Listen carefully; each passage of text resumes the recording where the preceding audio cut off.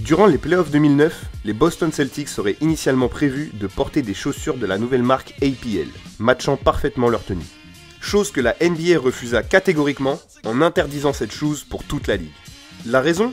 Le seul petit bémol de cette APL sneakers, APL pour Athletic Propulsion Labs, était qu'elle serait montée sur ressort.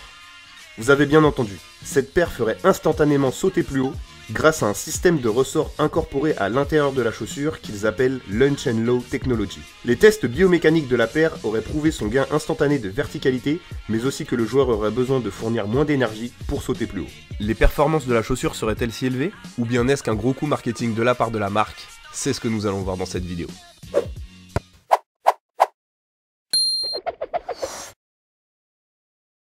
Hey yo le Brice Squad, on se retrouve aujourd'hui pour une nouvelle vidéo et aujourd'hui, comme vous avez pu le voir dans l'intro, on va tester la chaussure sur ressort. Est-ce que je vais enfin pouvoir dunker comme Ja Morant? Parce que bon, les semi-dunks pseudo-validés, il y en a un peu marre. C'est la réponse à laquelle on va répondre aujourd'hui en testant cette chaussure de la marque APL. Et je vous propose qu'avant de savoir si elle fonctionne ou pas, on passe tout de suite à un unboxing. On se retrouve donc pour l'unboxing de cette chaussure APL. L'inscription un peu plus détaillée ici, Athletic Propulsion Labs. Ça annonce la couleur. L'objectif va être de nous propulser littéralement dans les airs. À noter que moi, je ne me suis pas procuré le modèle que l'on peut voir dans l'intro de la vidéo, car je vous rappelle que la paire a été bannie de la NBA en 2009-2010. Bon, aujourd'hui, on est quand même 12 ans après, donc je me suis procuré leur dernier modèle qui s'appelle la APL Concept X et on est tout de suite parti pour l'ouvrir du coup. On va tirer ça ici, on va retirer le carton, hop, et là tout de suite, on peut voir une boîte très spéciale. Donc je sais pas si vous allez pouvoir voir avec les reflets, mais ici en fait on a un espèce de suremballage. Dessus on a écrit Load and Launch Carbon 10. Donc c'est ce que je vous disais dans l'intro. C'est donc le système détaillé qui nous montre comment les ressorts sont incorporés à l'intérieur de la chaussure. Et c'est vrai que c'est impressionnant de se dire que ça existe une paire qui est littéralement sur ressort. C'est un petit peu le futur hein, quand même. Avec ça on nous offre un petit sac APL World's Finest. Bon, c'est pas grand chose mais ça fait toujours plaisir en vrai. En même temps au prix où j'ai payé la paire, c'est la moindre des choses. Et on va enfin pouvoir déballer ça. Et waouh, waouh, waouh, waouh, waouh, waouh, waouh.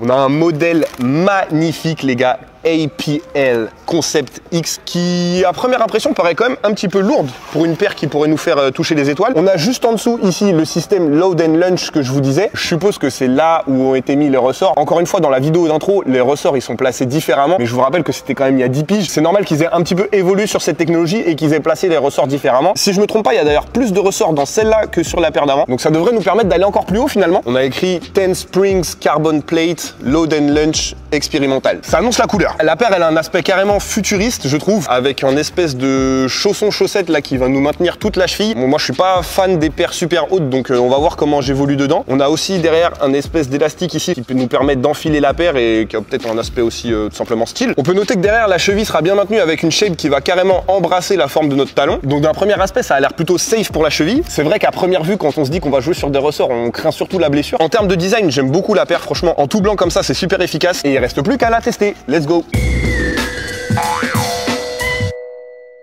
Ok les gars, avant de faire n'importe quel saut, vous connaissez, on joue la sécurité, on va d'abord s'échauffer pour prévenir les blessures et surtout être sûr que notre corps soit au maximum de son potentiel au moment où on va enfiler la paire et essayer de toucher les étoiles. Let's go. On est parti. Petit trottinage, tranquillou, ok? Ok, talon fesse maintenant.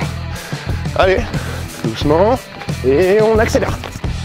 Ok les gars, je suis armé du coup de ma première paire, ma Adidas Boost. Je sais plus très bien le nom du modèle, je vous le mettrai juste ici. C'est quand même une paire récente, j'ai dû l'avoir il y a 2-3 ans. J'ai tenu à prendre une paire haute, même si je suis pas du tout paire haute, de façon à ce que je puisse comparer quand même les deux. J'aurais pris une paire basse, forcément la paire elle était plus légère vu que tu avais moins de matière sur la paire. Et la comparaison elle aurait été plus compliquée je trouve. Donc là je pars sur deux modèles assez similaires en termes de shape et de hauteur en tout cas. Comme ça on pourra se faire un avis assez clair. On est parti pour essayer de dunker avec ça. On commence crescendo, petit à petit, un pied, une main, let's go. Oh, je vous avais dit que je kiffais pas trop cette paire, mais normalement, un pied, une main, ça passe quand même. Ok. Ok. Deux pieds, une main, normalement, ça passe à 0 degré. On teste. Oh, airball dunk. Oh. Bon, on va le valider, mais on le met à moitié, on le met pas super clean. Hein. Pour l'instant, on a mis nos deux premiers dunks qu'à partir du deuxième essai. Donc encore une fois, il faut garder en tête que c'est pas ma paire préférée, c'est pas une paire avec laquelle j'ai l'habitude de jouer. Je pense pas non plus que ça fausse les résultats parce que je viens quand même de m'échauffer, je suis assez frais. Et on enchaîne troisième dunk. On va essayer le reverse, où on passe sous le panier. Oh, first try, c'est raté. Comme vous pouvez le voir, après 5 essais, la meilleure version de mon reverse sera celle-ci. Ouais, pas ouf. On va essayer un pied et deux mains. Je décide donc d'essayer le prochain dunk sur ma liste pour ne pas trop me cramer, car j'ai quand même une autre paire à tester. Et à l'instar du reverse, je ne vais pas briller non plus sur le dunk des deux mains. Ah, c'est encore raté. On passe au prochain dunk. Je me dis qu'il faut peut-être que je me serve de mes deux jambes pour dunker en passant appel deux pieds. Mais les résultats ne sont toujours pas très fructueux. Putain. Je finirai tout de même par réussir un petit dunk main gauche appel de pied en alley-oop, mais le bilan de la session reste très négatif. 3 dunks réussis pour une vingtaine de sauts et pas beaucoup d'énergie restante pour tester cette fameuse paire sur ressort. Ah, ça merde. Cette APL redonnera-t-elle un second souffle à mon jump pour rebondir de mes échecs? C'est ce que nous allons découvrir maintenant.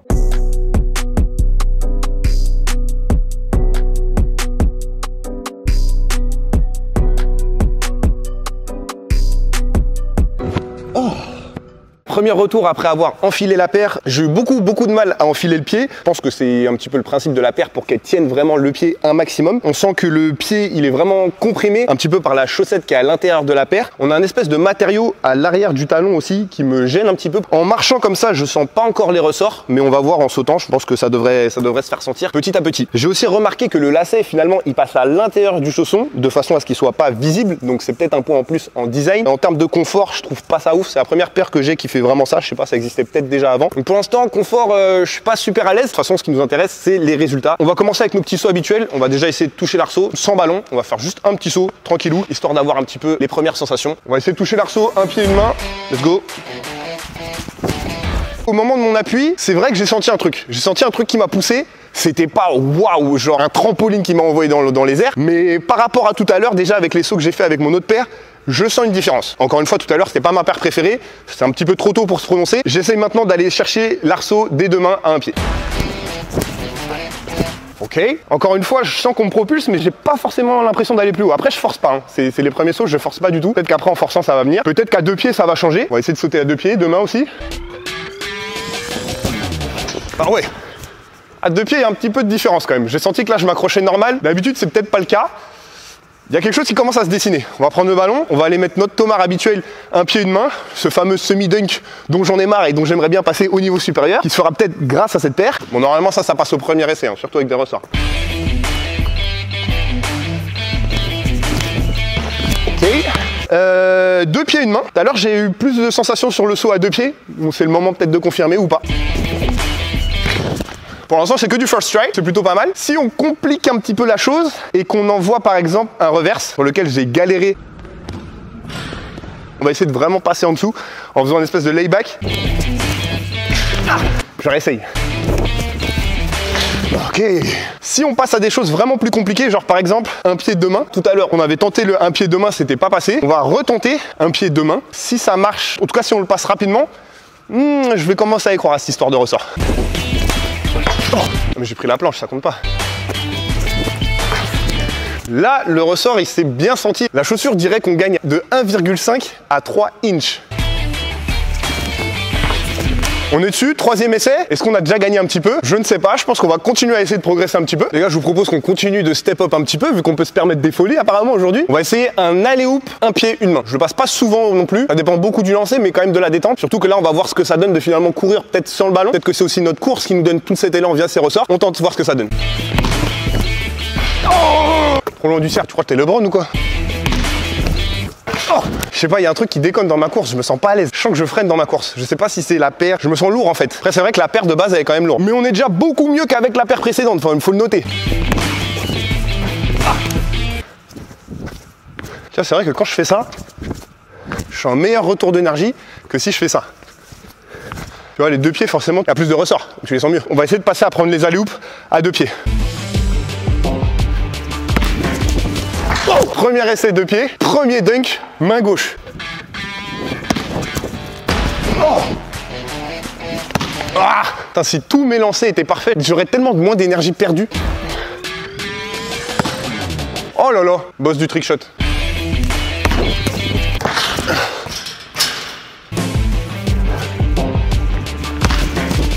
Oh, oh la dinguerie que j'allais faire. Et celui-là, je suis sûr que je peux le mettre. On va tenter un pied arrière.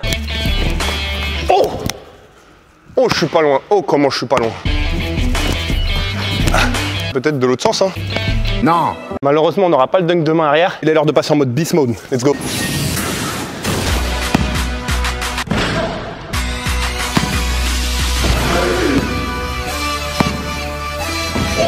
Sur la tête d'homme, j'allais inventer un nouveau dunk.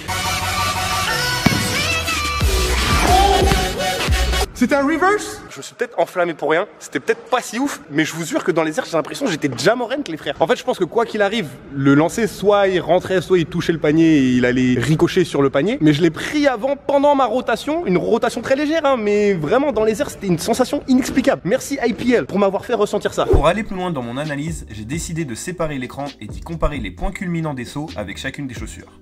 Voilà ce que ça a donné. Sur le premier dunk à une main à peine un pied, on note une différence de hauteur au niveau de ma tête. Sur le côté gauche de votre écran avec la chaussure sur ressort, on remarque que ma tête dépasse légèrement le filet alors que ce n'est pas le cas avec la Adidas Boost.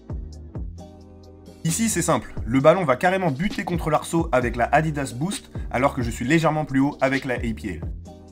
Sur le dunk des deux mains, on note qu'à mon point culminant avec la APL, la balle est bien en contact avec mes deux mains. De l'autre côté, avec la Adidas Boost, on remarque que je tiens la balle que de la main droite et que la main gauche ne fait qu'accompagner pour juste accrocher le cercle. Cette petite triche vient tout simplement du fait que je n'étais pas assez haut au moment de ce dunk. Voilà les gars, je pourrais encore vous montrer une dizaine de sauts comparatifs, mais je pense que vous avez pu vous faire votre propre idée, on passe au débrief.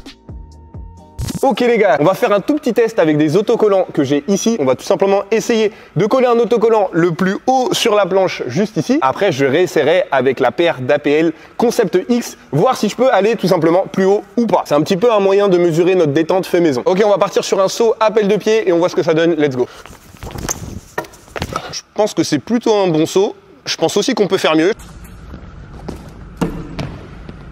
Bon les gars, je crois que c'est sans appel. Mais bon voilà, faut aussi imaginer que là je sors vraiment d'une bonne demi-heure, voire 45 minutes de jump. Sur le premier saut, je pensais être rincé, mais finalement pas du tout. J'ai pratiquement une main au-dessus de l'autocollant. Donc oui les gars, peut-être que la chaussure y fait un peu, mais ça te rajoute pas une main de détente, hein. N'allez surtout pas croire ça. Ne vous laissez pas avoir, on se retrouve pour le débrief total de la vidéo. Pour moi, j'ai quand même ressenti avoir de meilleures sensations avec cette paire qu'avec la Adidas Boost. Cependant, j'ai dû gagner, vas-y, 1,5 à 3 cm à tout casser. Est-ce que ça vaut plus de 500 balles? Sûrement pas. Ne faites pas cette erreur par pitié. Après voilà, peut-être que ça marchera sur d'autres personnes. Ça dépend aussi peut-être de la technique de saut. Moi je vous rappelle que je saute habituellement plus un que deux pieds. Peut-être que forcément en utilisant tous les ressorts de la paire et en sautant à deux pieds, c'est plus efficace. Moi je suis un peu moins habitué. J'ai quand même essayé de donner mon meilleur sur deux pieds. Et c'est vrai que c'est plus là que j'ai senti les améliorations. Quoi qu'il en soit, c'est déjà la fin de cette vidéo. Si t'as kiffé, n'hésite pas à mettre un like, à commenter, à partager avec tes amis et surtout à t'abonner. S'il y a d'autres objets basket que tu souhaiterais me voir tester dans des vidéos, fais-le moi savoir en commentaire. On se retrouve la semaine pro pour une super vidéo.